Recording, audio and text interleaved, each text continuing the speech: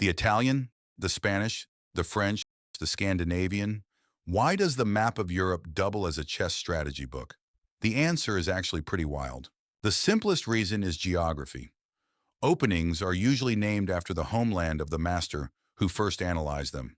For example, the Spanish opening, or the Ruy Lopez, was written down by a Spanish priest named Ruy Lopez de Segura all the way back in 1561. But sometimes an opening is named after a country because players from that country traveled somewhere else and absolutely destroyed everyone with it. The Russian defense got its name because Russian master Alexander Petrov popularized it to completely shut down aggressive attacking players in Europe. It isn't just countries either. Cities get love too.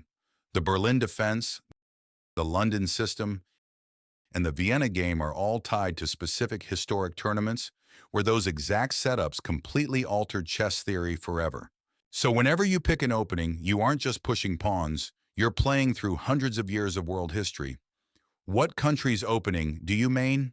Let me know below and subscribe.